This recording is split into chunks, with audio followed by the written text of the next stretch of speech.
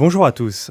Pour enregistrer ce numéro de Vroom by Peter Otto, nous avons quitté nos bureaux parisiens de la rue Lamarck et parcouru une trentaine de kilomètres vers le sud pour rejoindre Grigny. Nous sommes aujourd'hui chez Arès, atelier de restauration de l'Essonne. C'est un épisode en immersion dans un garage que nous vous proposons aujourd'hui. Alors si vous entendez un bruit de marteau ou de pistolet pneumatique, c'est normal, ce n'est pas un effet sonore. Ici, on restaure, on prépare des voitures qui disputeront cette saison des épreuves comme le Tour Auto ou les séries by Peter Otto. Nous sommes reçus dans ces locaux magnifiques par le patron, Eric Spetebroet. Son visage sur la pochette du podcast vous dit peut-être quelque chose. Et pour cause, depuis 2016, en plus de son activité ici, Eric est l'un des experts qui accompagne François Alain dans son émission Vintage Mécanique. Vous l'avez compris, nous avons beaucoup de sujets à aborder aujourd'hui.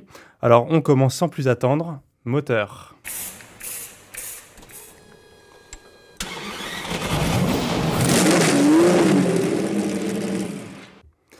Alors, Eric Spetebroet, vous êtes né le 3 avril 1961 à Ivry-sur-Seine, dans le Val-de-Marne. Et quel est votre premier souvenir automobile ? Bonjour Julien. Ça remonte à très très longtemps puisque mon père était un passionné de voitures et on a eu la chance quand on était jeune d'avoir dans la famille pour nous emmener à l'école de très grosses voitures qui permettaient à ma mère de nous emmener mon frère et moi à l'école et de revenir le soir à 5 ou 6 dans la voiture puisqu'il roulait avec des grosses Opel Amiral et choses comme ça. Ce sont mes premiers vrais souvenirs de voitures qui m'ont marqué. Et c'est vrai que j'en ai gardé une passion pour les gros moteurs et les gros volumes. Et à quel moment vous avez commencé à les bricoler, ces voitures ?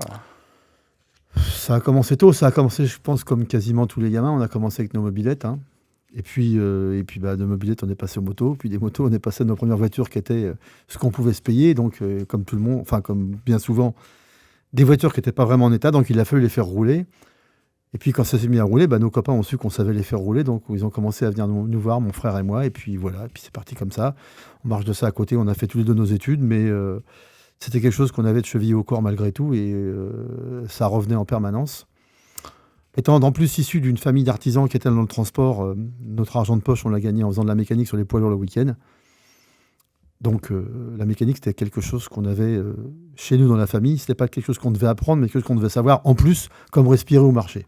Oui, parce que malgré cette passion pour la mécanique, vous n'avez pas choisi un cursus scolaire forcément dans cette direction. J'ai un cursus un peu spécial. Mon frère, qui était plus jeune que moi, a eu la chance. Mes parents ont rapidement compris que valait mieux nous laisser aller dans le sens qu'on aimait. Mais moi, j'ai eu la chance de fréquenter des écoles, les jésuites, le droit, les leçons de piano, etc. J'ai eu le droit à tout, moi. Mais en fait, j'ai quand même fini sur une voie de garage. Oui, je crois que j'ai lu que vous avez même travaillé dans une banque. Tout à fait. Mais mon première expérience professionnelle, c'était une banque. Et c'était pas mon truc.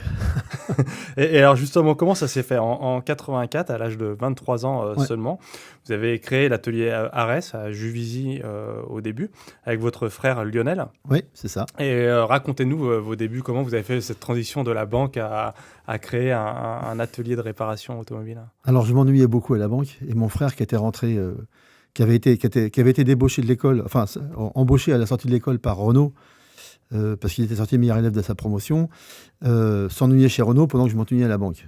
Et donc, on continuait un petit peu à bricoler à côté, à faire des voitures, à s'intéresser beaucoup à ça, à fréquenter des gens qui étaient dans le domaine.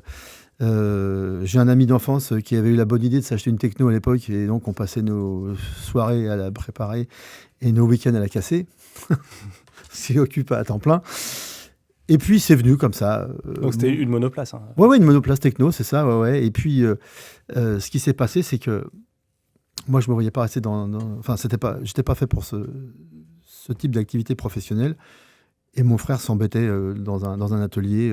Il était rentré ensuite, il avait démissionné, il était rentré chez Mercedes, il était peintre chez Mercedes. Je me souviens qu'à l'époque, il gagnait autant d'argent que mon père à l'âge de 22 ans, ce qui était... voilà. Mais ça ne nous suffisait pas. Donc on s'est dit, mais rigolez pas, on s'est dit, c'était la grande époque, tout le monde fonctionnait, ça marchait bien, l'économie, on s'est dit, Bernard Tapie était au sommet de sa gloire, on s'est dit, on va peindre des hélicoptères. Et donc on s'est dit, on va monter une cabine de peinture sur l'héliport d'Issy-les-Moulineaux, ce qui s'est révélé une hérésie complète. On s'est fait, j'avais, je vous rappelle, 22 ans, mon frère en avait 19 ou 20. Parce qu'il n'y avait pas assez de clients. Non, parce que c'était pas du tout dans leur schéma. Vous savez, le raisonnement d'une cabine de peinture sur Paris ou sa petite couronne, c'est complètement délirant, quoi. Ils ont autre chose à faire de leur mètre carré. Et puis, je vous dis, on n'avait pas l'âge, on n'était pas crédible. Donc, on nous a renvoyés dans nos 22 mètres. Et donc, on s'est dit, il faut qu'on fasse autre chose. Et comme on avait quand même une idée assez précise de ce qu'on voulait faire dans le domaine, on ne pouvait pas se contenter d'ouvrir une carrosserie normale. Et donc, on s'est dit, on va faire quelque chose. On va aller voir des gens qui ont envie d'un travail qui soit bien fait. C'était déjà à l'époque, on était des gosses, hein, et ça s'est jamais arrêté, quoi. Donc après avoir cherché un petit peu différentes solutions, c'est un peu cherché chacun de son côté. On s'est dit bon allez, on démissionne tous les deux. Je dis tout le temps, on a réussi à faire rigoler tout le monde et pleurer nos parents à l'époque, hein, parce que ils nous voyaient bien casés, mon frangin chez Renault, moi dans une banque, tout allait bien pour eux, quoi. Deux gendres idéaux. Voilà, exactement. Et patatrac, la cabane est tombée sur le chien. On s'est mis à notre compte dans un tout petit garage. Et il a fallu, 22 ans, pas de relation, pas d'expérience, pas de copains qui ont des voitures de collection. On a attendu longtemps que le premier client arrive quand même. Et puis, petit à petit, après, ça s'est fait. Et puis, comme on bossait pas mal, on a quelques gros professionnels qui nous ont beaucoup aidés. Des gens, à l'époque, c'était l'époque des grands marchands de voitures. Vous savez, des gens qui vendaient 200, 250 voitures par an. Je ne vais pas les citer, généralement leur nom se termine en car, il y en a 2-3 comme ça. Et ces gens-là nous ont fait travailler. On a appris notre métier, ils nous ont rempli l'atelier.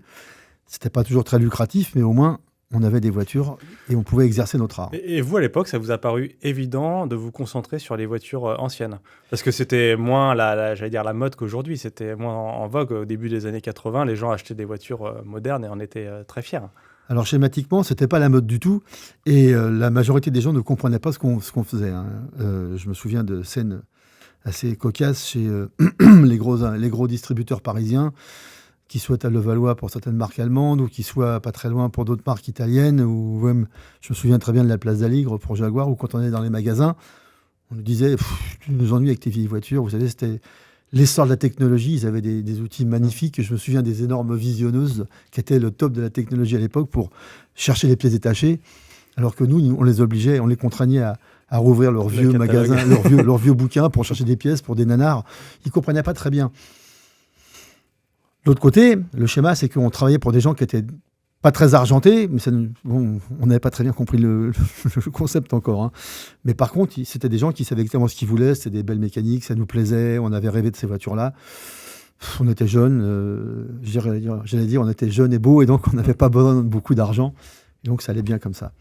Et puis ça s'est imposé comme étant... petit à petit, on a grandi avec l'essor de cette passion, quoi, parce que on ne parlait pas de cote, hein. Vous savez, c'est ce que je dis tout le temps en rigolant. On n'était pas restaurateur de véhicules de collection, on retapait des vieilles bagnoles. Ouais, le métier a changé de nom. Et comment vous avez gagné la confiance des clients? Surtout à cette époque-là, les propriétaires de voitures anciennes étaient aujourd'hui... Peut-être que la clientèle, on en reparlera après, c'est un peu rajeuni, mais à l'époque, j'imagine que vos clients n'avaient pas votre âge. Et comment vous avez gagné leur confiance, notamment en tant que jeune restaurateur? La chance. C'est-à-dire qu'à un moment donné, il faut qu'il y en ait un qui ait le courage de prendre le risque de nous faire confiance. Et on a eu de la chance de rencontrer des gens formidables, dont certains sont encore mes clients aujourd'hui, et qui nous ont fait confiance. Et quelle était votre première restauration? Notre première vieille restauration, la vraie, c'était une 403 cabriolet. Et, elle était réussie a posteriori? Notre client était très satisfait. Moi, avec le recul, je dirais que on s'est quand même pas mal amélioré depuis. Mais les critères n'étaient pas les mêmes, la demande des clients n'était pas les mêmes, les exigences. Je vous parle d'une époque que moi je qualifie de Far West, où il n'y avait pas de contrôle technique, par exemple. C'était un peu au gré du client, au gré de nos capacités, au gré de l'existence des pièces détachées. Et puis il faut dire une chose, ces voitures ne valaient pas cher. Elles concernaient d'un côté ce que je qualifierais, et c'est pas du tout péjoratif, vous savez, les azous qui achetaient des voitures parce qu'ils adoraient ça, mais ça valait pas un clou et on réparait ça à la casse. Et de l'autre côté, des gens qui en avaient toujours eu, parce que c'était des patrimoines familiaux, c'était une culture familiale, et donc ils conservaient leurs voitures. Mais bon, on ne va pas non plus dépenser des sommes d'argent considérables pour des voitures qui sont, si on a vraiment besoin, il suffit d'en acheter une neuve. Donc, on était dans un marché un petit peu à part. Franchement, à cette époque-là, l'argent n'était pas vraiment le sujet. Alors, il en faut toujours, bien entendu, hein, mais c'était pas vraiment le sujet. Et par conséquent, on a des gens qui sont venus chercher, non pas une technique qu'on n'avait pas à l'époque parce qu'on n'avait pas beaucoup de savoir, mais on avait beaucoup de bonne volonté, ce qui est déjà pas mal. Et puis des connaissances de mécanique et de carrosserie qui étaient déjà suffisantes pour qu'on puisse parler normalement. Et donc, ayant réussi 2-3 véhicules qui roulaient et puis surtout qui pouvaient, je dirais, aller pique-niquer en forêt de Rambouillet, faire une manifestation et revenir le soir sans être en panne, après, ça a commencé à se savoir. De bouche à oreille. De bouche à oreille. Et alors, en préparant l'interview, j'ai lu une anecdote un peu amusante. Au début de votre atelier, votre logo était une traction. et ça vous a amené toute une clientèle de Citroën traction, alors qu'à la base, vous n'étiez pas spécialement spécialisé sur ce véhicule. C'est ça. En fait, on a tout fait avec nos mains. Jusqu'au garage. Et donc, on avait 2-3 copains qui étaient dans la publicité, dans les arts graphiques à l'époque. Et on a une copine qui nous avait sorti une très très beau dessin d'une traction stylisée qui était en 3/4 avant, en zoom un peu. Et on trouvait ça vachement sympa. Et donc, on s'est servi de ça comme logo. Et puis, on avait bien marqué en dessous restauration toute marque. Et les gens nous appelaient toute la journée pour savoir si on faisait toute marque, mais est-ce qu'on faisait les Alfa Romeo, enfin je vous dis Alfa ou les Fiat. Donc on s'est vite aperçu que c'était uniquement l'image qui imprégnait dans l'esprit des gens. Et on s'est retrouvé, c'est vrai, avec un garage qui était plein de traction. Ça a duré des mois et peut-être même des années. Et c'est vrai que c'est une clientèle relativement âgée qui roule en traction malgré tout. Et un jour, mon frère m'a dit, tu sais, on était très jeunes, on avait 22, 23 ans. Mon frère, un matin, a dit, tu sais, un jour, on va se réveiller, nos clients seront tous morts. Et puis, c'est vrai qu'on avait envie de toucher d'autres mécaniques, d'autres choses. On avait envie. Et donc, il a fallu qu'on revoie. C'est un terme très péjoratif, mais très prétentieux, pardon. Mais il a fallu qu'on revoie nos prétentions. Et donc, on a modifié notre image. On s'est dit, on va faire quelque chose de beaucoup plus générique. Et puis, on va arrêter de parler de ce qu'on sait faire, mais on va essayer de le faire. Et parce que j'en reviens toujours à ça, je pense que c'est le bouche-à-oreille qui est l'essentiel dans notre métier. Et vous avez eu, juste pour en finir avec les tractions, vous en avez eu jusqu'à 15 en simultané. Oui, c'est vrai. Ce que j'ai vu, c'est vrai. C'est quand même Une concession. Mais ceci dit, c'est une excellente mécanique. C'est des voitures qui sont vachement sympas. C'est des voitures qui parlent à toutes les familles. On veut partir pique-niquer. On a un mariage dans la famille. On a un copain. Voilà, c'est sympa, quoi. C'est une voiture marrante. Ce qu'il y a, c'est qu'après, nous, à titre personnel, on avait d'autres prétentions. Et ça fait donc maintenant 40 ans que vous pratiquez ce métier. Quelles ont été les grandes évolutions? Comment vous avez vu changer l'univers de l'automobile historique depuis vos débuts? Je ne parlerai pas d'évolution, je parlerai plutôt de révolution. Il y a deux, trois grandes périodes. Il y a la première période, donc on parlait de Far West, où on avait affaire à des passionnés. Et puis subitement, les cotes se mettent à grimper, les gens parlent d'investissement, ça devient un peu la mode. Et on travaille un peu avec ce qu'on sait faire. Il n'y a pas de réseau en France, il y a très très peu d'artisans, de filières qui font qu'on a des gens qui réusinent, des gens qui forment, des gens qui chrôment. Ça se met en place petit à petit, ça. Et à cette époque-là, on parle un peu d'argent, mais c'est encore pas très compliqué. Et il n'y a pas de contraintes techniques. Et puis... arrive la crise de 91, alors là c'est épouvantable, c'est une épidémie. J'ai pas mal de mes camarades de jeu de l'époque qui disparaissent parce qu'il n'y a plus de place pour les grosses structures. Enfin, c'est l'économie qui en pâtit en général. Et on repart quasiment à zéro. Mais là, la donne a changé, c'est-à-dire qu'il y a des gens qui ont compris que ça pouvait valoir de l'argent. Il y a des phénomènes de spéculation qui apparaissent à travers le monde. On comprend que ça ne sera plus jamais pareil.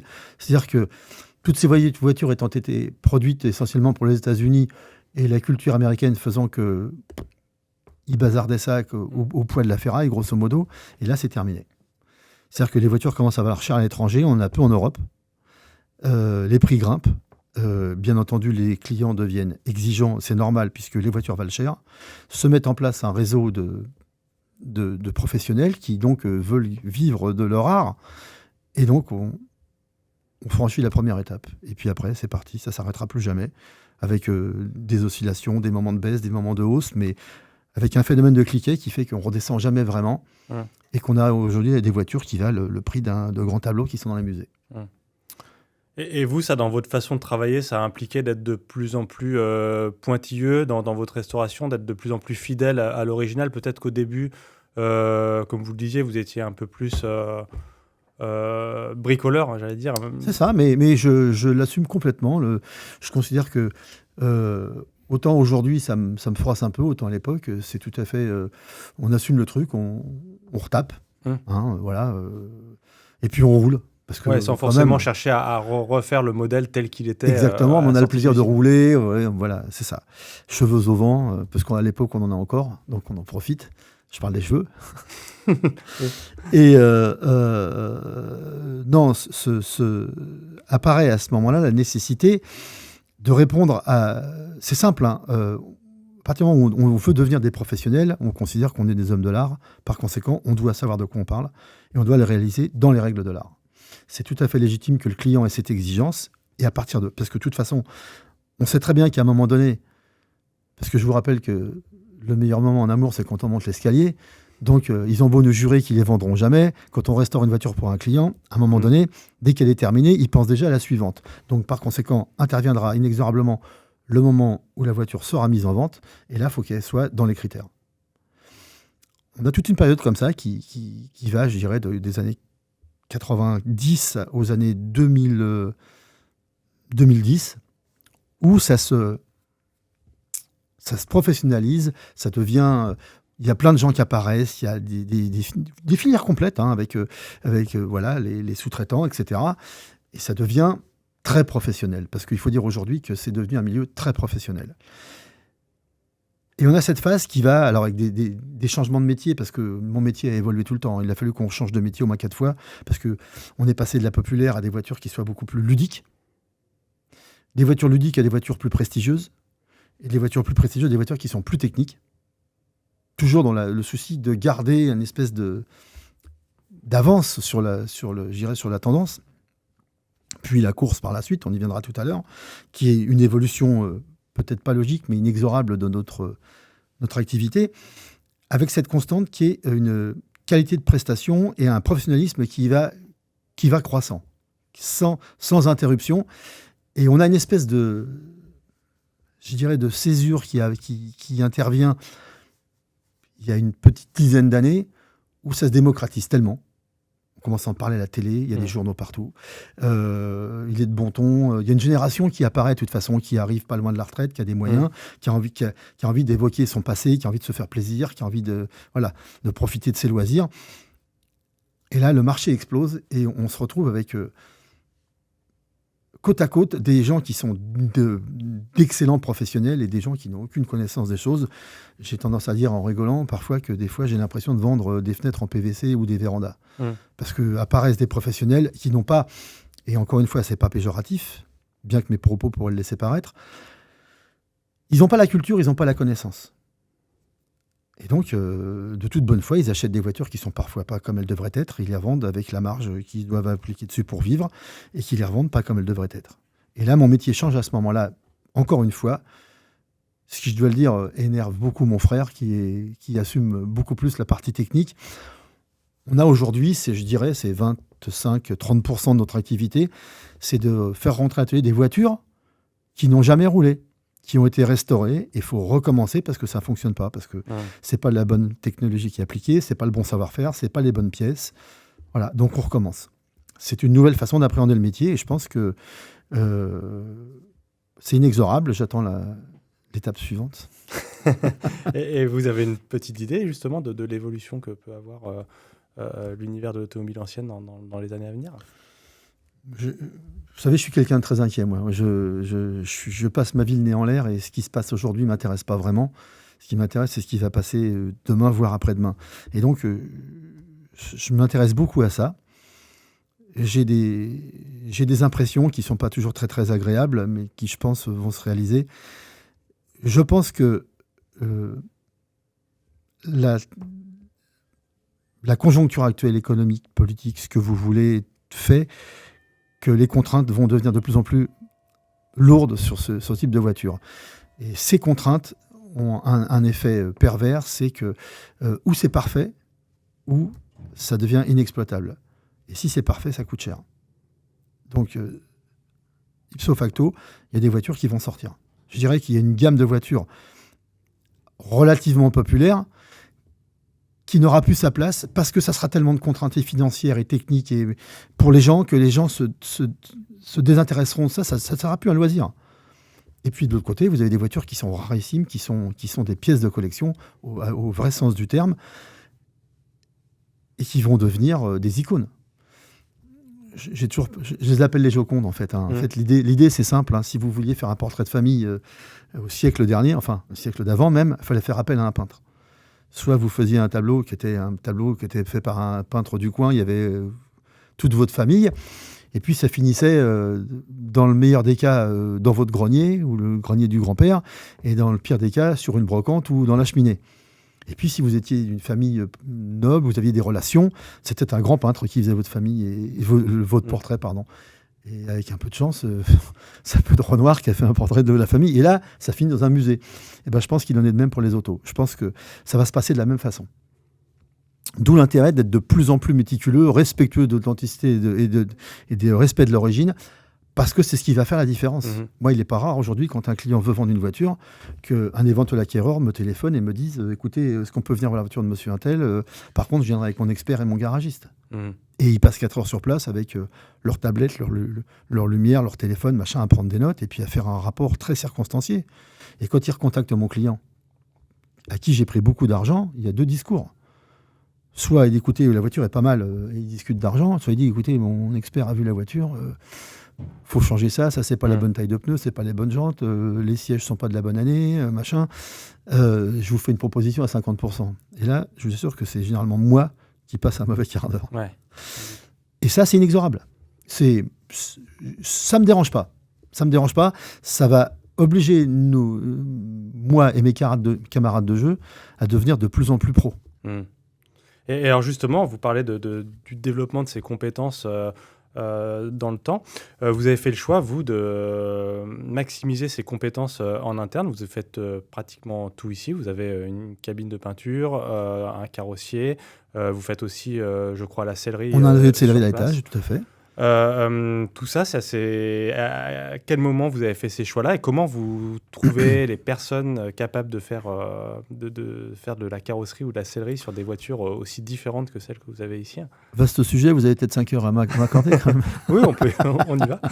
Non, d'une part déjà, du fait qu'on est, mon frère et moi, des bricoleurs, on avait cette volonté qui soit d'une part par la curiosité ou l'envie et d'une part par le manque d'argent, le besoin et la nécessité de faire beaucoup de choses nous-mêmes. Donc, dès le début, on a fait nous-mêmes toute notre carrosserie, toute notre peinture, toute notre mécanique, toute notre électricité. Et on sous-traitait une partie des choses qui étaient très compliquées, à savoir un peu de chassimétrie. Et puis la sellerie, bien entendu, parce que c'est un vrai savoir-faire dont on ne disposait pas du tout. Et les vrais artisans, enfin les bons, je veux dire, les très bons, ils sont débordés de boulot. Donc je ne vois pas pourquoi ils viennent travailler pour moi, parce qu'ils ont déjà assez à s'occuper d'eux-mêmes et de leurs clients. Et donc on s'est retrouvés avec... c'était très difficile de trouver des gens qui soient à la fois compétents, efficaces, disponibles, à des prix qui ne soient pas complètement délirants, parce qu'il y a toujours une contrainte de prix malgré tout, hein. Et donc, on y arrivait par moments, ça marchait pendant 1 an, ça marchait plus, ça marchait à nouveau, ça marchait plus. Je vous rappelle que quand vous travaillez pendant 2 ans sur une voiture, hormis les chromes et la peinture, le client ne voit pas grand-chose quand il vient voir la voiture. Ce qu'il voit, c'est et surtout son épouse ou ses copains quand ils l'accompagnent pour chez la voiture, vous savez, la fameuse arlésienne qu'on attend depuis 2 ans, quand ils ouvrent la porte, et qu'est-ce qu'ils voient? C'est la sellerie. Ouais. Si la sellerie est ratée, vous avez pu bosser comme un chef pendant 2 ans, c'est foutu. Et la première impression a tellement d'importance que c'est fondamental. Et donc, il a fallu qu'on se rende à l'évidence. Des choses ne nous convenaient pas, il allait falloir qu'on le fasse nous-mêmes, quoi.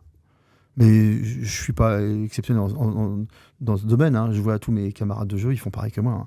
Au fur et à mesure, on intègre parce qu'on a des envies personnelles, il faut une perception, même alors, artistique n'est pas le bon mot, mais il faut une harmonie, il faut de l'intelligence, il faut que la sellerie colle avec la peinture et qui elle-même colle avec la carrosserie. tout ça c'est un tout. Et en sous-traitant, il y a bien sûr d'excellents gens d'excellents professionnels qui font le choix de se diversifier, mais créer la symbiose entre les différents intervenants, c'est très compliqué. Nous, on n'a pas réussi. Ou quand on a réussi, à notre grand désespoir, à un moment donné, les gens te disent j'ai plus le temps de m'occuper de toi, j'ai trop de boulot à côté pour moi à titre personnel, je m'en vais vivre ailleurs, enfin bref, la vie quoi. Et donc on s'est dit on arrête les frais. Et là a commencé la véritable aventure. On s'est dit on va prendre du personnel. Fantastique. Qualifié. Et en pratique, comment ça se passe quand une voiture entre en mauvais état, une voiture que vous ne connaissez pas, comment vous trouvez où vous fournir le cuir, comment vous savez comment il était cousu sur le modèle original, comment ces choses-là, comment ce savoir-là, vous arrivez à l'acquérir? 3 choses. La première, il est relativement rare que le propriétaire qui vient nous voir n'ait pas, lui, une culture sur sa voiture, sur ce type de couleur, sur son année de production, etc. Donc déjà, on a une masse d'informations qui est non seulement intéressante, mais en plus capitale, parce que c'est quand même l'huile d'honneur d'ordre. Donc déjà, c'est une masse d'informations. D'un autre côté, comme vous pouvez le voir, j'ai déjà un âge assez respectable. Avec mon frère, on en a vu passer un paquet quand même. Donc on a un peu de culture, on a un peu de documentation. On a passé notre vie à racheter des livres, des photos, des documents, parce que c'est un des secrets de ce métier, c'est de disposer d'informations le plus importantes possible. Et quand vous n'avez pas, c'est d'avoir le bon réseau pour demander aux personnes, voire même à celui qui a la même voiture pour aller la voir. Puis après, c'est un réseau de sous-traitants, de fournisseurs. Le cuir, puisqu'on parlait de ça, il faut savoir que le cuir des Ferrari est fait avec un cuir très spécifique et il y a très très peu de gens qui vendent ce cuir-là.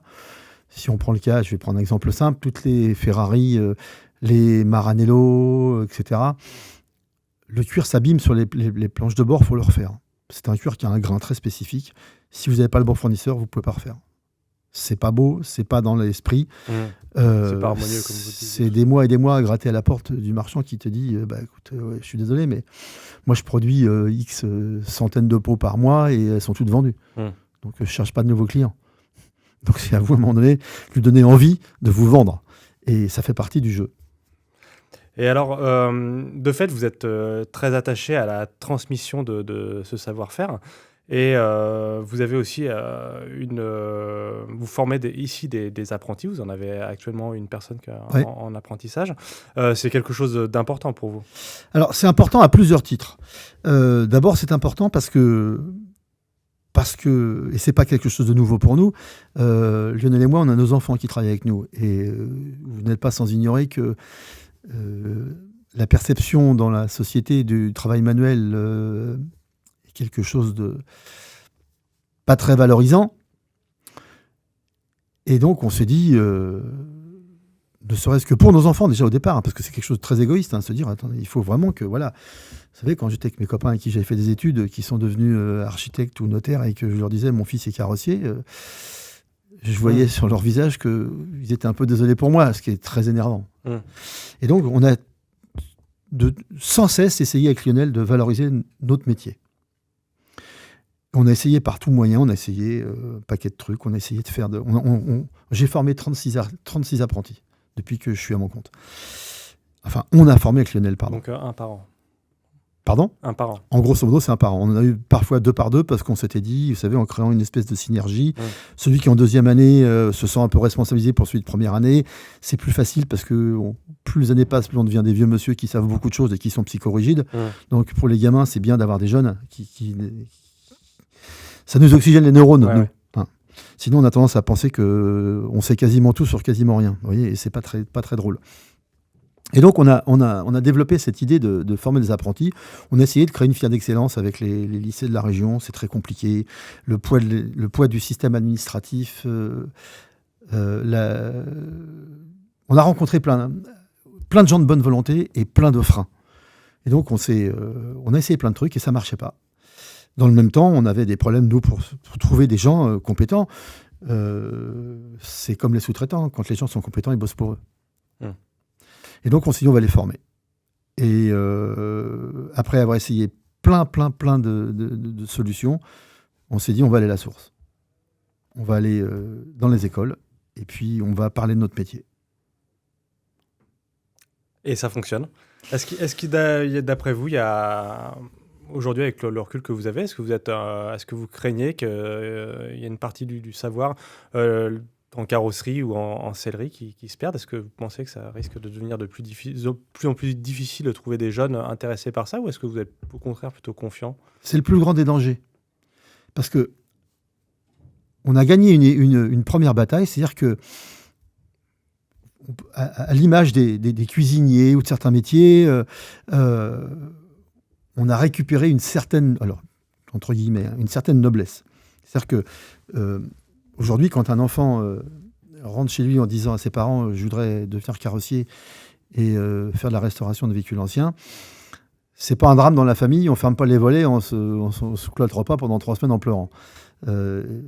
Après, ceci étant dit, il faut vraiment canaliser le truc, comprendre qu'il n'y aura pas de métier pour tout, il n'y aura pas de la place pour tout le monde, que c'est un métier d'exigence, comme tous les métiers d'ailleurs, qui est rugueux et qui nécessite un tas de choses qui sont très compliquées.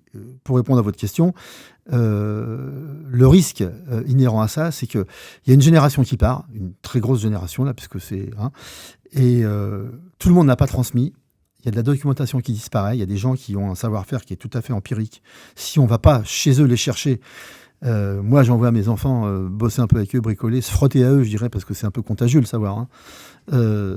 Si je n'envoie pas mes jeunes chercher chez eux, on va le perdre. Parce que ça ne se transmet pas, parce que vous savez, c'est dans le bouquin, il y a marqué de mettre 3 tours. Moi, j'ai toujours remarqué que si tu ne mets pas 3 tours, un quart, ça ne fonctionne pas. Et ça, si on ne vous le dit pas, vous ne pouvez pas le deviner. Et si c'est perdu, c'est des années à recasser pour retrouver pourquoi ça a cassé et qu'est-ce qu'il ne faut plus faire. Et donc, on essaye vraiment. Je pense que je ne suis pas tout seul. Il y a plein de gens qui ont pris conscience de ça. Même certaines écoles ont pris conscience de ça et font appel à nous aujourd'hui pour dispenser un peu de savoir. Et c'est ça un petit peu le côté que je trouve excitant aujourd'hui. C'est une des choses qui m'anime un petit peu. Et puis surtout, on fréquente des jeunes. Et ça fait du bien. Et au-delà de la transmission orale, il y a des choses à écrire dans ce domaine-là, justement, sur ce que vous disiez, pour pas que ça se perde. Est-ce que vous annotez vos manuels ou est-ce que vous faites des choses? Alors nous, on annote nos manuels d'atelier. On a la chance d'avoir récupéré des manuels d'atelier qui avaient déjà été annotés par nos anciens. Après, j'ai des confrères qui commencent à écrire un petit peu, ce qui est bien parce que ça donnera les lettres de noblesse à notre métier avec un savoir-faire déterminé, avec des critères, et on pourra se référer à ça. Moi, j'ai pas le temps. Que sont-ils devenus, les 36 jeunes passés entre vos mains dont vous parliez tout à l'heure? Est-ce qu'ils sont persévérés dans cette voie ou pas? Ça dépend des périodes. Ceux qu'on a formés au début, ils sont tous partis corps et biens. J'en ai un, je me souviens particulièrement, qui est devenu photographe, qui s'est mis à photographier des véhicules de collection. Il a travaillé pour des journaux connus, puis est devenu photographe de mode, et puis de mannequin, etc., et qui a une très belle réussite. C'est quelque chose comme quoi, vous voyez, ça mène à tout, à condition d'en sortir. Et puis, je dirais, à partir des années 2000, à peu près, le tri se faisant, la prise de conscience que c'était réellement un métier, font qu'on a eu des jeunes qui sont venus, qui étaient beaucoup plus motivés, beaucoup plus intéressés.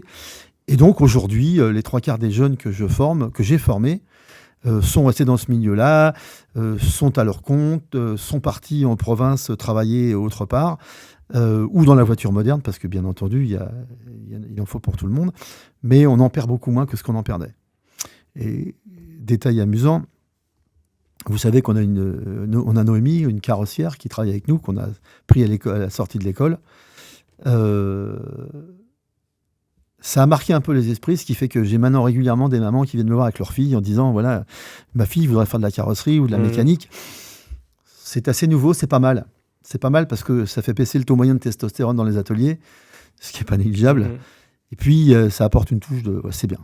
Ouais, c'est une vision que partage aussi Patrick Peter. On a chez Peter Auto aussi en parité pratiquement hommes et femmes, ce qui est un peu surprenant dans l'univers de la course automobile, mais c'est tout à fait possible. Dans votre domaine, c'est peut-être un peu plus difficile, j'imagine, dans les formations techniques, il y a souvent plus de garçons. Ouais. Mais c'est plus difficile, non pas par un manque de compétences, mais par un a priori général. Oui, c'est sociétal. les limites du truc, c'est, je pense notamment à la carrosserie, à la grosse carrosserie, à la structure, etc. C'est des métiers physiquement épuisants. D'accord. Et on voit bien quand Noémie travaille sur quelque chose de très très lourd, très compliqué, spontanément, faut qu'il y ait il y en a un qui va l'aider parce que présenter un longeron qui fait 1,50 m de long, me tenir, le temps de mettre les pinces, etc., de l'ajuster correctement. Ces limites, elles sont purement physiques. Vous savez, quand vous tirez sur un bout de tôle pour le redresser, c'est une question de force. Ça n'a rien à voir avec le reste. N'y voyez aucune allusion sexiste. Mais voilà, on est aux limites du truc. Après, pour tout le reste, il y a même des moments où c'est... vous savez, elles sont... Du fait qu'elles en ont quand même pour des décennies avant de trouver leur marque, elles sont beaucoup plus précautionneuses. Elles font plus attention aux choses et donc elles s'engouffrent moins dans les impasses parce qu'elles sont tellement en retrait. Donc, il y a du boulot, mais ça avance bien quand même. Revenons un petit peu à ce que vous disiez tout à l'heure. Vous travaillez avec votre frère, votre fils, votre neveu. Oui. On est donc dans une structure un peu familiale. Quelles sont les forces et les faiblesses de ce schéma d'entreprise ? Alors, les forces, c'est... vous savez, c'est comme dans tous les métiers. C'est que nos enfants ont baigné là-dedans. Donc, ils ont une espèce de facilité, puisque c'est quelque chose de naturel pour eux. Ensuite, je pense, malgré tout, il faut être objectif, je pense qu'on a une patience, on a eu une patience beaucoup plus disponible pour eux parce qu'on continuait le soir, on s'y remettait, on prenait du temps parce que c'est nos enfants et on les aime, il n'y a pas de sujet avec ça. Après, les inconvénients, il y en a quand même pas mal. Le premier, c'est que ces pauvres gosses, quand les autres partaient à 18h, ils restaient parce qu'on recommençait ou on continuait. Quelque chose que moi, j'ai dû apprendre et que j'ai eu beaucoup de mal à apprendre. Et mon fils aîné, qui est dans le métier aussi, en a beaucoup souffert. C'est que quand c'était bien, c'était normal. Et quand c'était mal, tu te faisais disputer. C'est pas comme ça qu'on fait avancer les choses. Il a fallu que j'apprenne que... Plus exigeant, forcément. Oui, parce que c'est un métier d'exigence, mais il faut relativiser les choses. Deuxième inconvénient, et qui n'est pas le des moindres, c'est que quand vous bossez chez votre père, vous vous levez le matin, vous voyez votre père en face de vous, vous partez au boulot, vous arrivez, vous voyez votre patron devant vous, c'est le même bonhomme. C'est très très difficile de faire la part des choses, et je pense que c'est les limites du sujet. Surtout quand on est 4. C'est-à-dire déjà 2 frères, vous savez, une association c'est compliqué, une association entre 2 frères c'est plus compliqué, et 2 frères qui décident de faire venir leurs 2 enfants, ça devient très compliqué. En même temps, apparemment on n'aime pas tellement les choses simples, donc on a fait avec. Et ça va lors des repas de famille, vous arrivez à parler d'autres choses que Oui. C'est aplani aujourd'hui, vous savez, Lionel et moi, on en a fait plus que ce qu'on va en faire, donc on relativise les choses, et puis surtout, ils ont commencé tellement tôt. Vous savez, moi, il m'a fallu, pour faire rentrer un type lightweight, je vais vous dire une Aston DB4, chose comme ça, Lionel et moi, il nous a fallu 25 ans de métier, quoi. Eux, ils ont commencé dessus. Vous imaginez le gain en termes de temps. Et puis, on leur a fait énormément confiance. C'est-à-dire qu'ils se sont lancés avec nous en back-office tout de suite. Ils ont pu se lancer dans des travaux qui étaient plus compliqués parce que de toute façon, on était le filet. Et donc, ils ont acquis rapidement un savoir, une aisance qu'on n'avait pas. Et donc, ils vont beaucoup plus vite que nous dans l'évolution, ce qui est une bonne chose. Vous venez de citer 2 modèles, Jaguar et Aston Martin, 2 voitures anglaises. Et quand on visite votre atelier, dont on publiera des photos sur nos réseaux sociaux, on voit aussi beaucoup d'anglaises. Est-ce que c'était une volonté de votre part ou est-ce que ça s'est fait tout seul ? Ça s'est fait tout seul. Il y a plein de raisons. Alors, il s'avère que vous êtes sur une semaine où il n'y a que des anglaises. On fait quand même, rassurez-vous, un peu d'allemande, un peu d'italienne, voire même un peu de française. On fait pas mal d'italienne quand même. En fait, ce qui s'est passé, c'est petit 1, dans les années où on a commencé à travailler, il y avait beaucoup d'anglais. Les gens collectionnaient beaucoup les voitures anglaises. Et en plus, c'est celles qui tombaient beaucoup en panne. Donc naturellement, c'est celles qui fréquentaient le plus les garages. Et par la force des choses, on en a fait beaucoup. Et à partir du moment où on en fait beaucoup, on en revient à l'histoire du bouche à oreille. À partir du moment où elle marche, parce que c'est ça le truc, hein, vous savez, quand le gars a une, je sais pas, je vais vous dire, une Triumph, un TR4 ou une Mark II et qui sort le week-end avec ses amis pour un pique-nique, et que lui, il rentre, la voiture, elle n'a pas chauffé, elle a démarré, elle a redémarré le soir, elle est présentable. À un moment donné, il a 2-3 copains qui lui demandent, dis donc, comment tu fais? Et puis après, c'est à lui de parler de nous, quoi. Et ça s'est fait comme ça. Et on a rapidement, non, on a acquis la réputation de savoir faire rouler les voitures anglaises. Après, il suffit de dérouler, quoi. Et combien vous avez de voitures en simultané? Sur combien de voitures vous travaillez en même temps? Alors, c'est un choix. On a un très gros stock. On a un carnet de commandes qui est épouvantable, des délais de livraison qui sont monstrueux, je ne devrais pas le dire, mais... Et en contrepartie, on a décidé qu'on limitait la surface de l'atelier. C'est-à-dire qu'il faut que les voitures, quand elles rentrent, elles soient travaillées et sorties. Ça évite les problèmes avec les clients, les problèmes entre nous, ça évite d'abîmer les voitures, ça évite de se perdre dans ce qu'on fait. Et donc, on travaille en simultané sur, je dirais, nous sommes... ils sont, parce que moi, j'y suis quasiment plus, ils sont 6 à l'atelier et on travaille en simultané sur une dizaine de voitures. 10-12 voitures. Donc, que ce soit à la fois des restaurations sur du très long terme ou alors de l'entretien voilà. Courant. On a en général 2-3 restaurations complètes qui nous emmènent sur des mois, voire des années. Et là, ça s'interrompt au gré des obtentions de pièces, de la disponibilité de certains fournisseurs. Et puis surtout aussi, vous savez, quand vous travaillez pendant 2 mois, 3 mois sur la même voiture, vous arrivez tous les matins, hein, l'hiver, il fait nuit, il fait froid... vous allez taper comme un sourd sur une voiture toute la journée, sortir le soir sale comme un cochon, fatigué, et elle sera plus moche que le matin. Ouais. Il faut vraiment avoir du courage. Donc à un moment donné, il faut savoir s'arrêter, se poser, prendre un peu de recul, réfléchir, se dire d'abord avoir besoin de faire autre chose. Des petits travaux qui sont, vous savez, beaucoup plus superficiels, beaucoup plus, on pourrait penser futiles, mais qui vous permettent de vous libérer un peu l'esprit. Et dans le même temps, ça permet de réfléchir sur parce que c'est parfois compliqué une restauration complète. Quand on bute sur un sujet, ça permet d'y revenir avec un œil neuf et à nouveau frais et dispo. Et donc on a 2-3 grosses restaurations qui sont nos fils conducteurs. Et puis on a tout le reste après. La vie des voitures, c'est-à-dire les révisions, les petits accrochages, de nouveaux clients, des clients qui ont de nouvelles voitures, des diagnostics à faire. Voilà. Vous parliez de l'obtention de pièces. On arrive toujours à trouver la pièce, même sur un modèle rare. Vous n'êtes jamais face à une impasse sur ces problèmes-là? Je touche du bois. Je crois que l'impasse, je ne l'ai jamais rencontrée vraiment. Par contre, c'est vrai qu'on est de plus en plus souvent dans des ruelles très étroites. Ça, c'est clair. Avec des délais avec des délais qui sont... Alors, on a différents facteurs qui viennent s'ajouter les uns aux autres. Dans un premier temps, c'est indéniable, le stock de pièces disparaît. Les gens qui savent où sont les stocks de pièces disparaissent.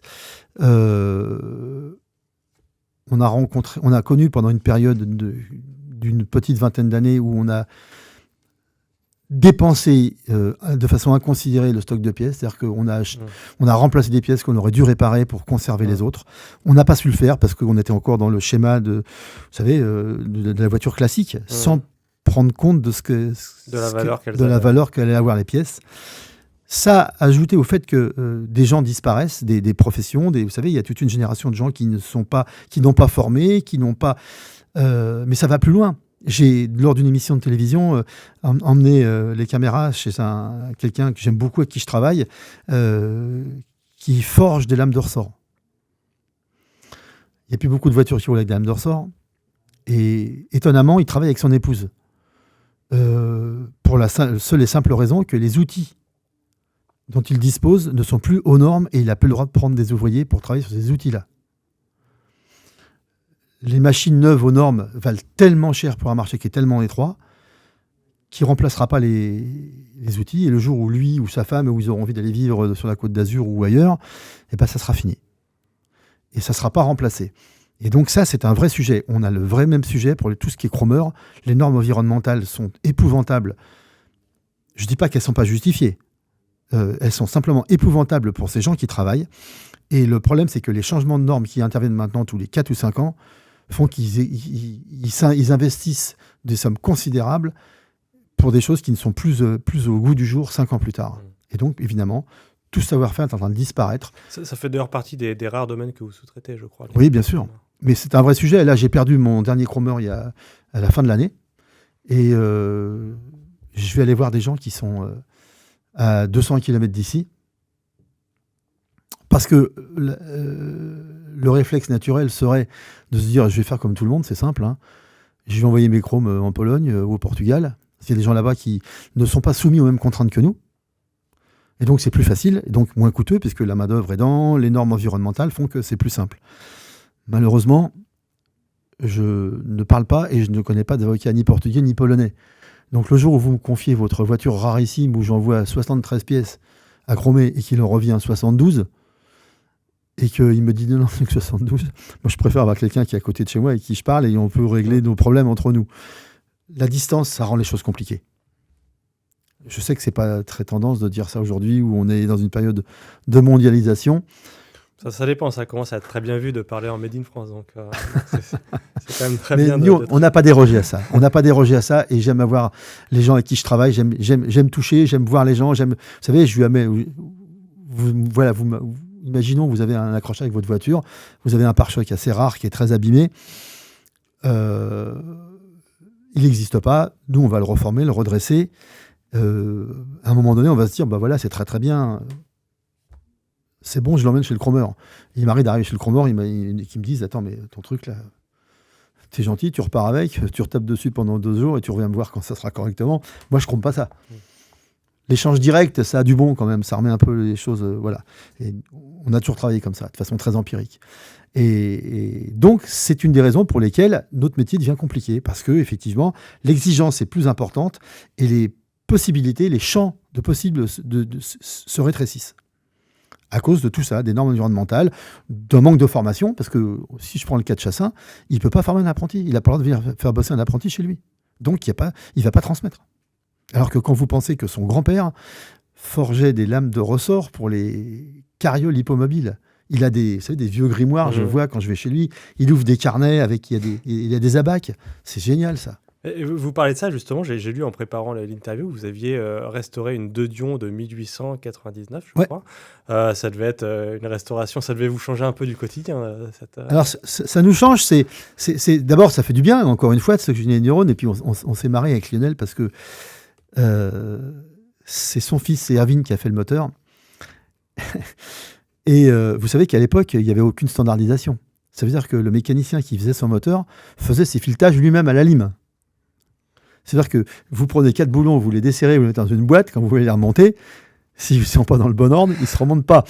Et donc, Irvine a commencé ce truc-là et il s'est retrouvé avec... Ça a été un puzzle. Pour remonter la voiture, on l'a vite interrompu, mais il s'est retrouvé à un moment donné dans une impasse. Et c'est bien parce que ça permet de se remettre en cause en permanence. Et puis, c'est tellement génial de comprendre. On a fait des voitures comme ça, on a fait une Dorion Flandrin par an, une DFP. C'est des gens qui ont gagné aux 24 heures du Mans dans les années 20. Ça. On voyait bien à l'époque les solutions techniques pour lesquelles ils optaient au fur et à mesure que les problèmes se présentaient. C'est-à-dire qu'ils concevaient un moteur et puis, on fait comment pour entraîner la pompe à huile ? On va faire une tige d'entraînement. Ah oui, mais tiens, ça gêne là. On fait un renvoi. Dans le restaurant, vous arrivez à reconstruire le schéma. Ah ouais, c'est facile parce qu'il y a quand même un truc. Il y a un truc quand même. C'est qu'à l'époque, tout était fait à la main. Et ce qui est fait à la main peut le refaire. Et ça, c'est pas négligeable.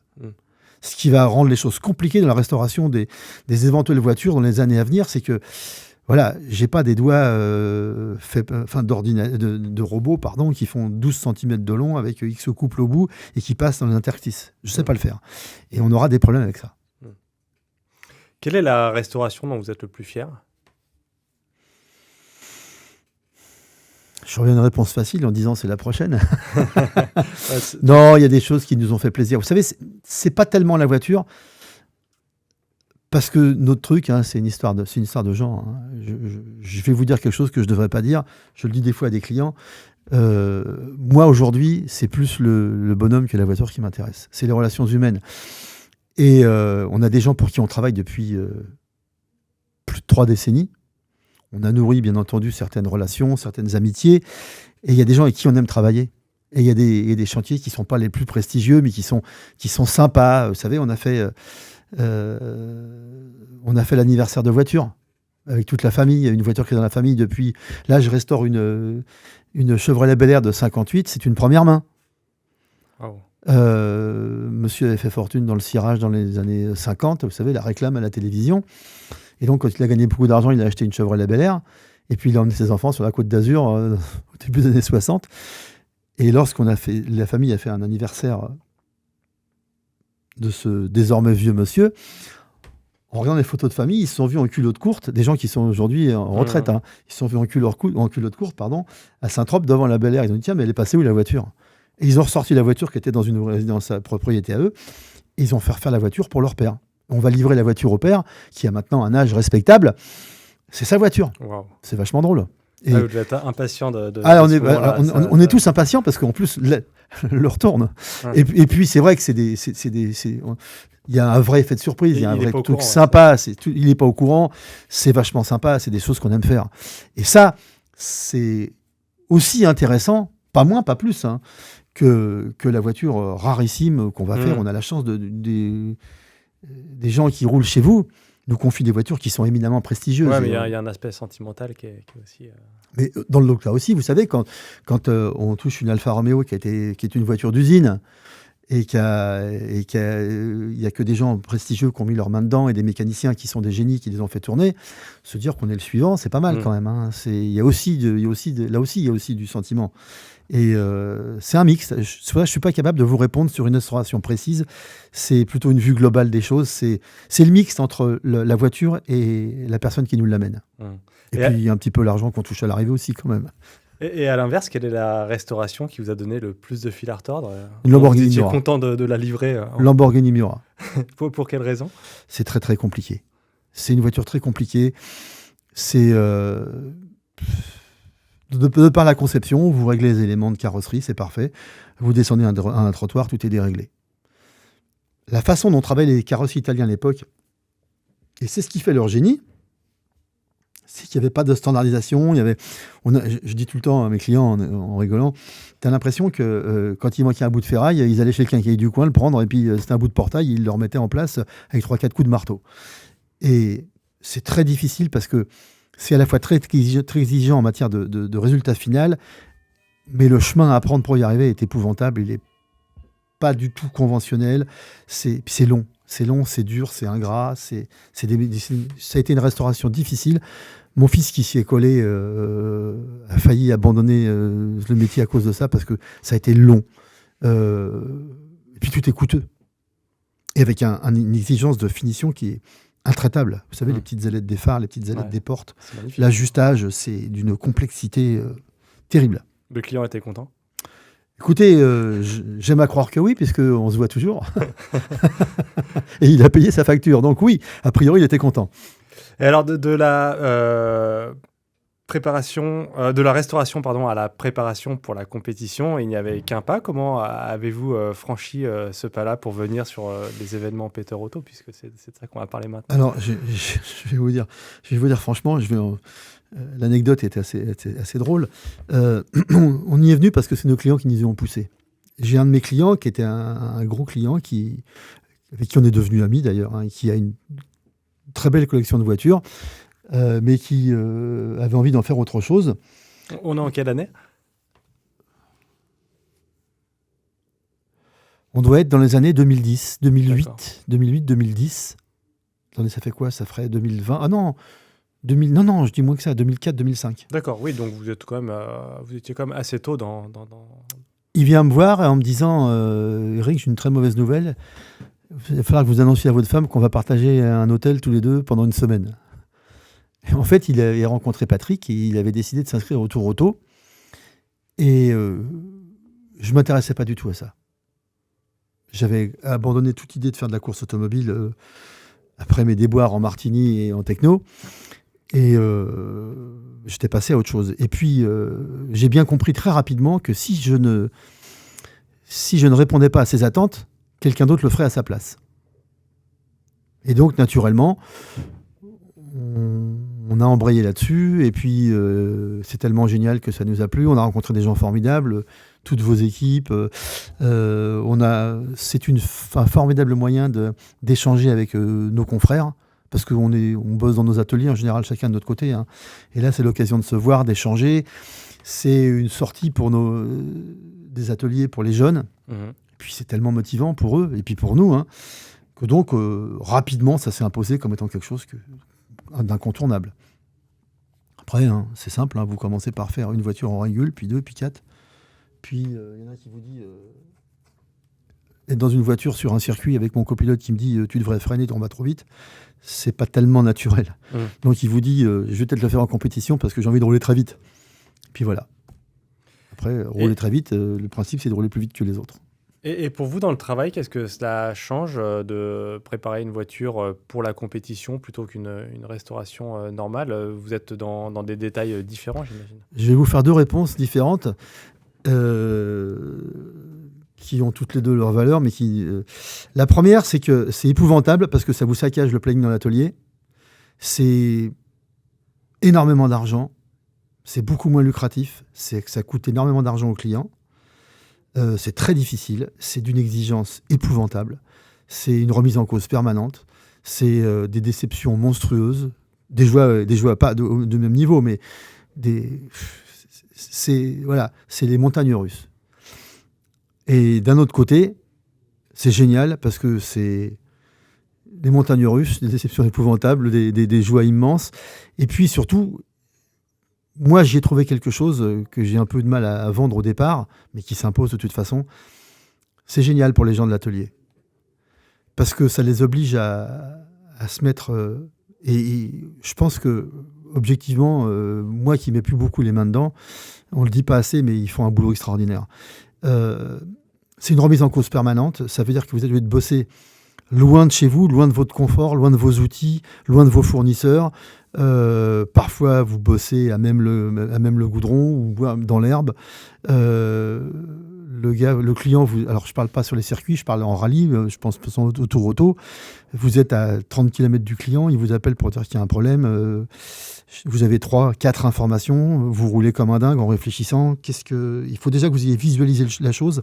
Ça veut dire qu'il faut disposer d'une culture qui fait que quand vous arrivez sur place, quand le pilote et le copilote vous sautent dessus, on repart dans combien de temps? C'est pas grave, ça va aller, machin. Il faut que vous réfléchissiez comment je vais faire, qu'est-ce que je vais faire.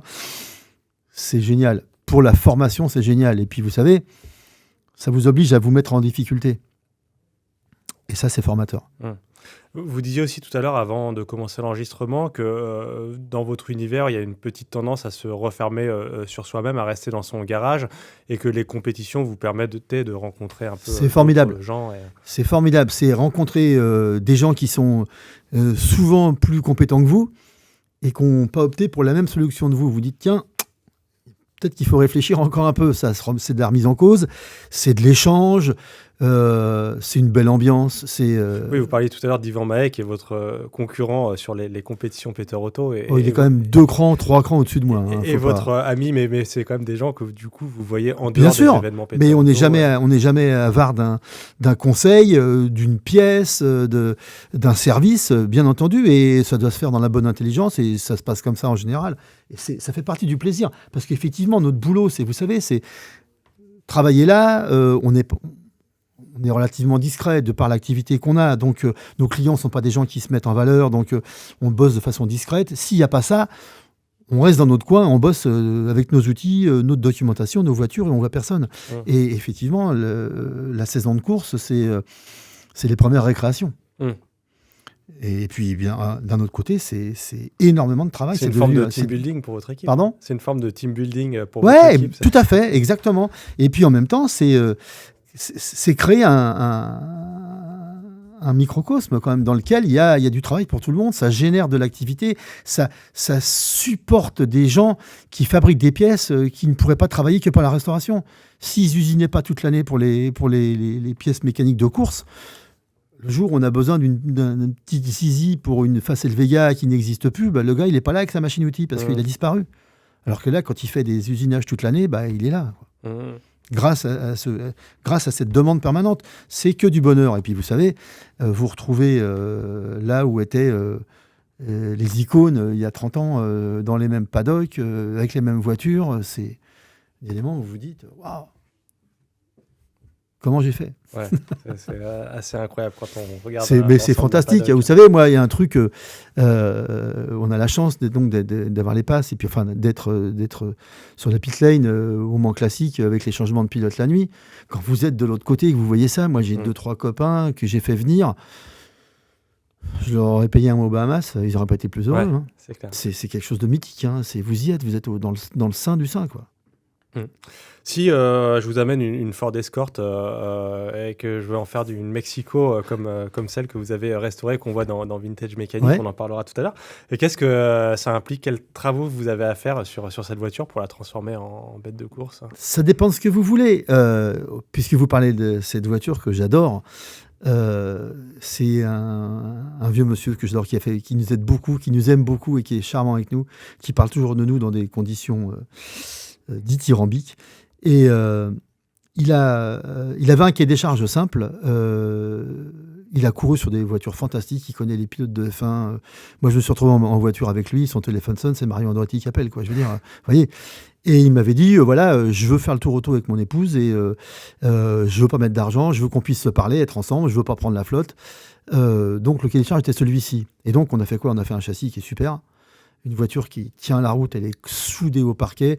On a enlevé tout ce qu'on a pu enlever pour gagner du poids. Et puis on a gardé un moteur d'origine. Après, si vous me dites, je veux un paquet de chevaux, je veux être devant tout le monde au bout de la ligne droite, c'est pas du tout le même cahier des charges. Ça induit pas le même budget.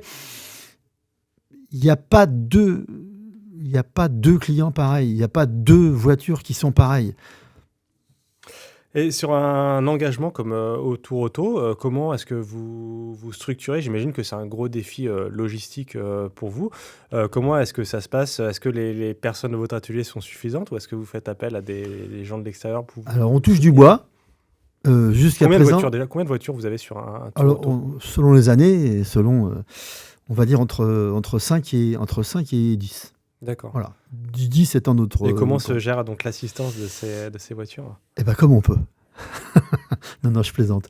On a la chance de répartir. Alors, en fait, on répartit sur différents plateaux.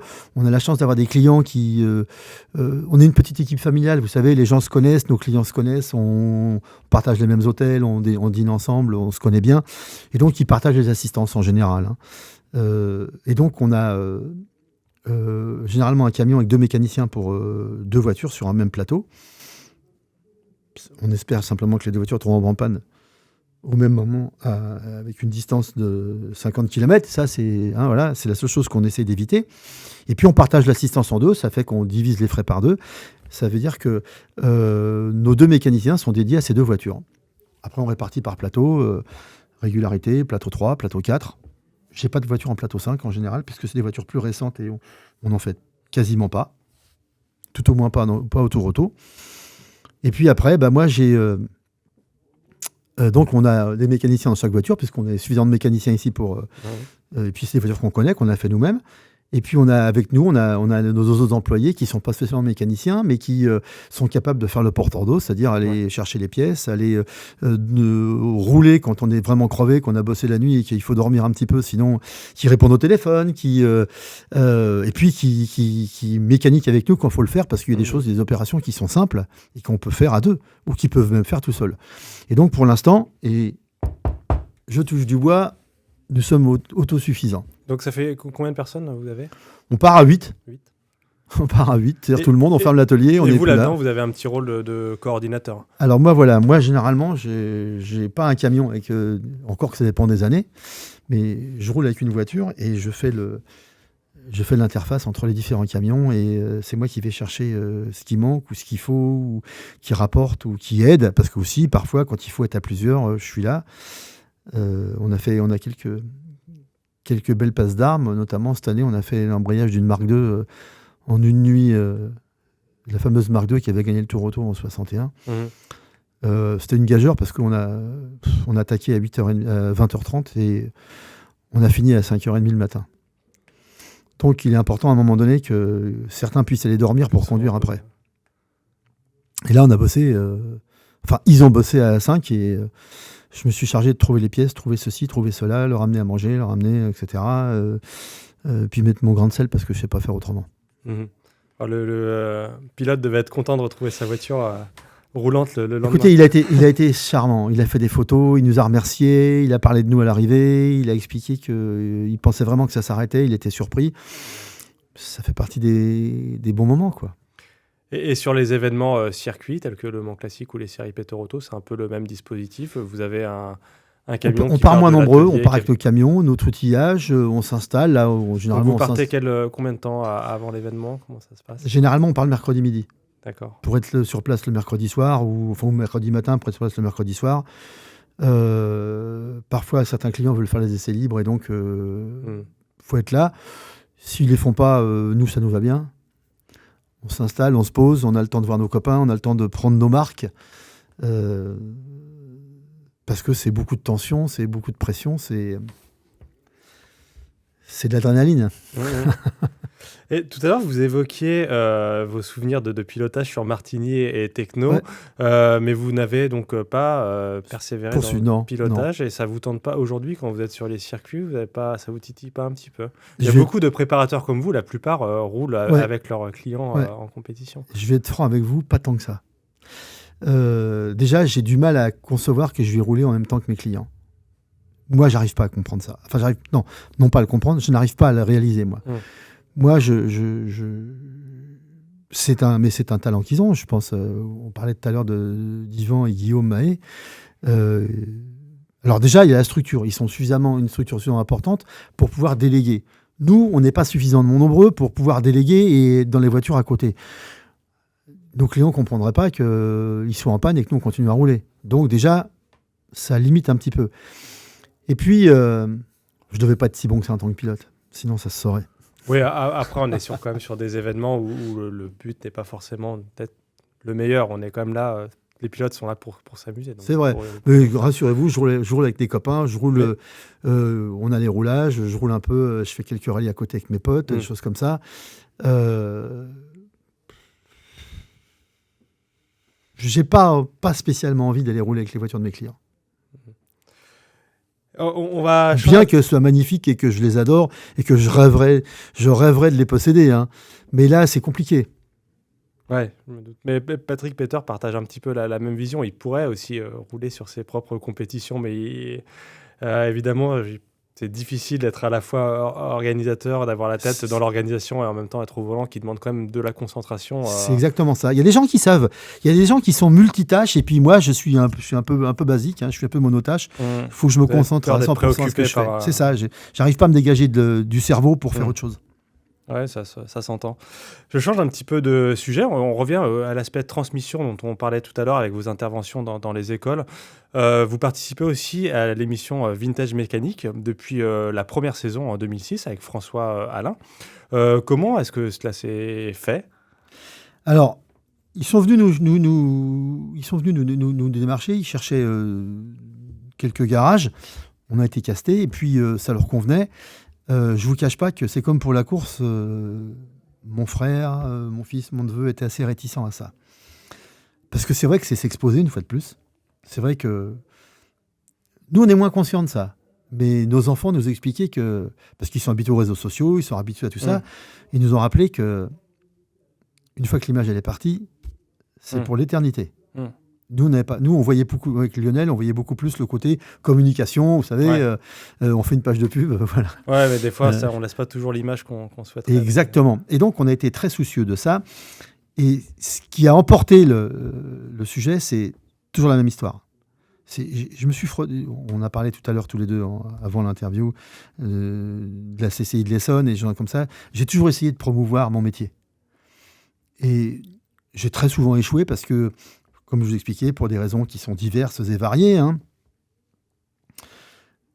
j'avais quasiment abandonné l'idée d'une promotion quelconque de mon métier. Et là, subitement, on m'a proposé sur un plateau la meilleure des promotions, c'est-à-dire pouvoir montrer que mon métier est un beau métier, qu'on a des gens fantastiques.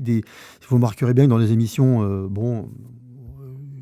je parle beaucoup parce que je suis au conteneur, tout ça. Mais dès qu'on rentre à l'atelier, quand j'ai posé le décor, vous ne voyez plus que les jeunes de chez moi travailler. On met en avant leurs compétences, leur savoir, et ô combien c'est complexe, combien ça nécessite du savoir, de l'investissement personnel, parce que c'est valorisant. Et c'est un outil fantastique.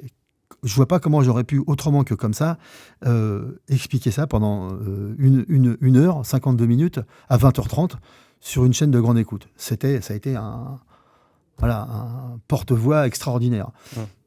Et puis, j'arrivais à une époque, à un âge, où faire autre chose, c'était marrant, quoi. Ouais. J'ai découvert un milieu que je ne connaissais pas, que j'imaginais même pas.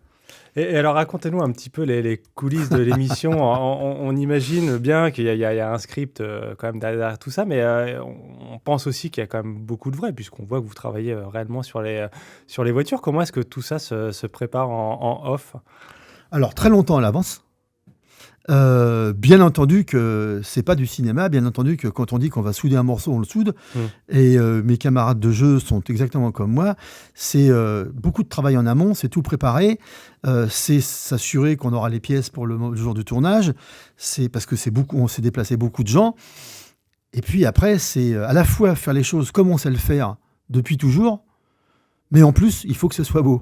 Il faut que les mains restent propres, il faut que les outils tombent pas par terre, il faut pas qu'on lâche un juron. C'est un bel exercice de style. Ouais, puis un aspect vulgarisation, il faut que tout le monde puisse comprendre ce que vous faites. Voilà. D'autant plus que c'est vrai que les gens avec qui on travaille sont des professionnels de l'image, mais pas de l'automobile. Et donc, pour eux, il n'y a pas une grosse différence entre une baguette de pain et un arbre de transmission, au départ. Donc, c'est à nous de leur faire comprendre quels sont les tenants aboutissants, pourquoi on va faire comme ça. Mais c'est des gens qui sont d'abord charmants et puis c'est vachement plaisant, quoi. Et puis c'est répéter, voilà, c'est faire des gammes en fait, hein, parce qu'on explique tout, on est didactique, on repart de zéro, on explique le détail, on montre tout. Et puis c'est des belles images. J'ai la chance d'être dans une émission où on traite vraiment les sujets de fond et puis les images sont belles. On nous met en valeur, on n'est pas...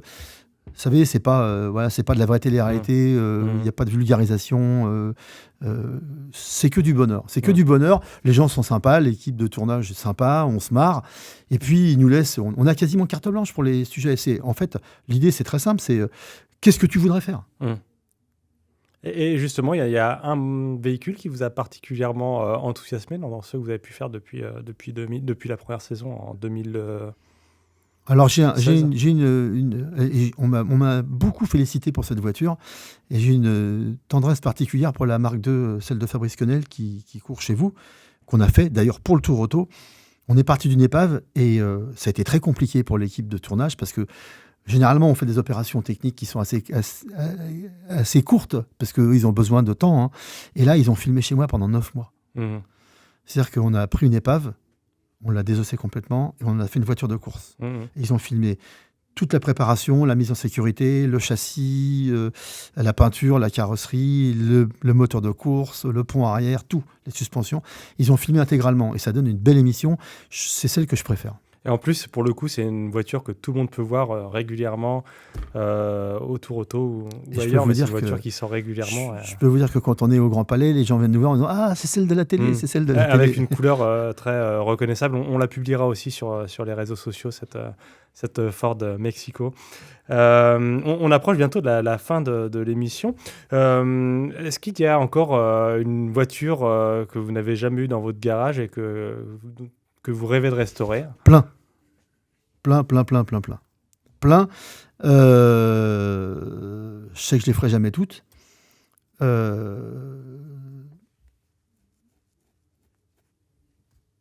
rêve de pouvoir m'occuper de certaines Porsche de course. Je rêve de boucler certaines Alpha prestigieuses sur lesquelles j'ai pas pu mettre les mains.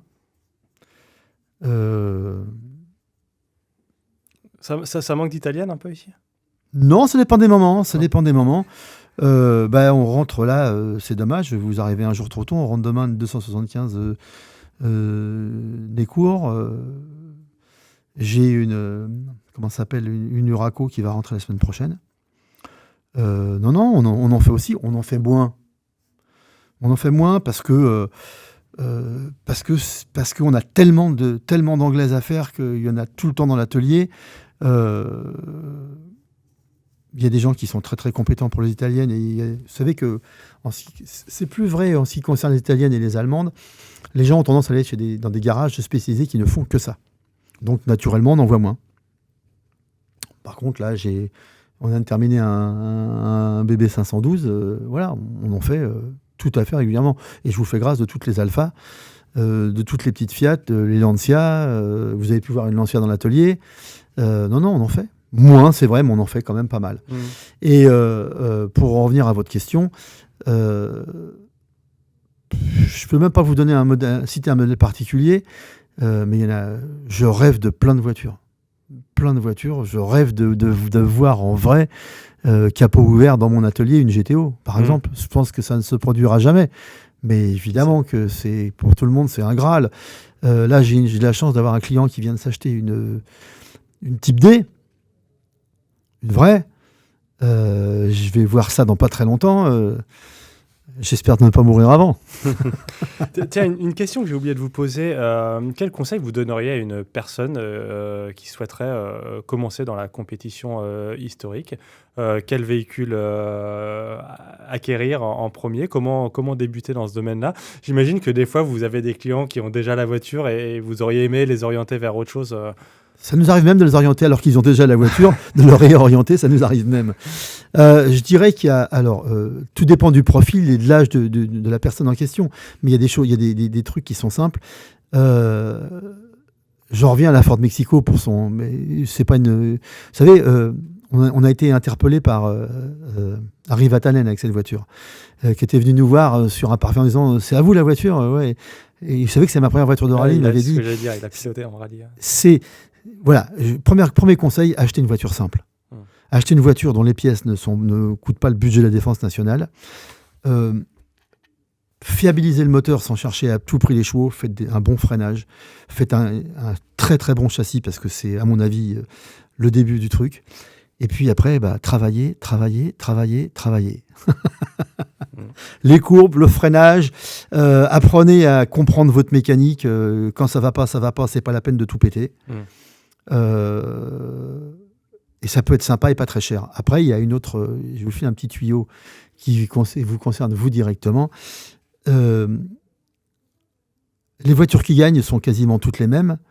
Les voitures que l'on convoite sont quasiment toutes les mêmes. Et donc, par conséquent, les gens qui s'inscrivent dans les compétitions, il y a une tendance à avoir toujours les mêmes voitures. Sortez un peu des sentiers battus, trouvez une voiture qui soit un petit peu plus originale, qui va faire plaisir à l'organisateur parce qu'il fera plaisir aux spectateurs sur le bord des routes en diversifiant ses plateaux, et vous aurez 3 fois plus de chances d'être pris, notamment si vous souhaitez un jour faire un tour auto. J'en sais quelque chose. Ouais, c'est ce que j'allais dire. Le tour auto valorise beaucoup cet aspect-là.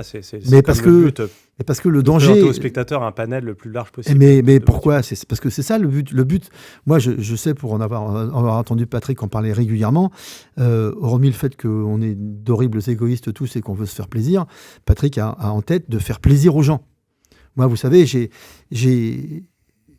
été scotché de voir à 7 h du matin, au milieu de la pampa, au milieu de rien, alors qu'il fait 3 degrés avec la rosée partout, des gens qui sont là depuis 1h30 allongés dans un fossé avec un appareil photo grand angle en attendant qu'on passe. J'ai été ravi de voir des élus qui sont tous avec leur écharpe, nous attendent à l'entrée d'un village, avec des gamins qui portent les panneaux « Vive le Tour Auto ». C'est fantastique, ça. C'est vraiment la magie. Et c'est de la magie, c'est vraiment ça la magie. Je me souviens d'être passé dans un village où le trottoir devait faire 50 cm d'épaisseur. Et il y avait la maîtresse qui tenait les enfants par les mains, chacun d'un côté. Ils étaient plaqués contre la barrière, à regarder passer les voitures. Fasciné, on voit ça chaque année. C'est top, c'est top. Et c'est surtout ça. Et je sais que Patrick fait ça pour ça. Et par conséquent, évidemment, quand il peut diversifier ses plateaux, montrer aux gens plein de trucs, c'est génial. Quand je dis plein de trucs, c'est plein de voitures. Et donc, aller dans son sens, parce que d'abord... c'est sympa, et deuxièmement, vous avez plus de chances qu'il se penche sur votre berceau. Et ce sera, Eric, ma dernière question. Quelle est votre actualité pour 2022, 2023, 2024 ? Quels sont les travaux en cours ? Quelle voiture allez-vous engager cette saison sur les événements Peter Auto ?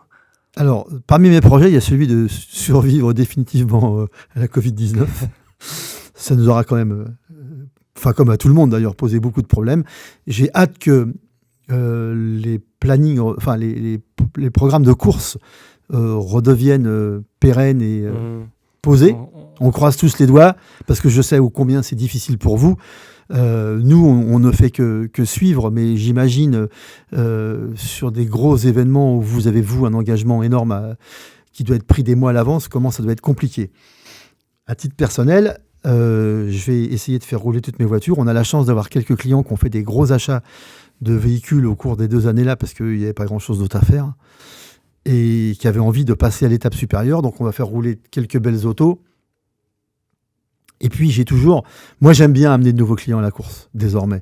J'aime bien partager un projet avec eux, les emmener dans des roulages, sur des petites courses, leur faire découvrir, comme on disait tout à l'heure, des circuits prestigieux, des courses prestigieuses. Vous savez, ils sont tous surpris d'être là.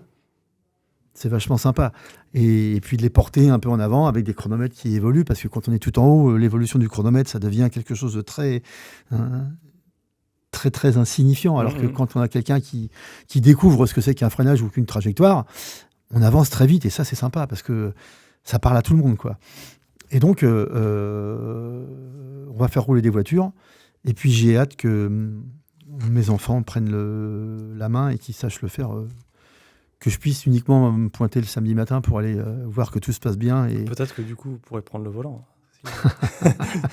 C'est pas impossible à ce moment-là. Merci beaucoup. Mais avec c'est un plaisir. Podcast touche à sa fin. Merci de nous avoir consacré plus d'1 heure à parler de...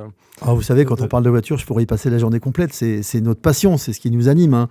Et on a la chance de travailler avec des gens comme vous qui sont des vrais passionnés. Et franchement, moi, j'adore ce que vous faites. Merci beaucoup, Eric. Ce sera le mot de la fin. On en reste là. Merci.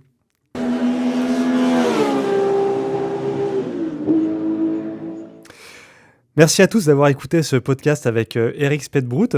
S'il vous a plu, vous pouvez laisser un commentaire ou un like sur la plateforme d'écoute. Et pour ne rien rater de notre actualité, pensez aussi à suivre Peter Auto sur les réseaux sociaux, Instagram, Facebook et YouTube.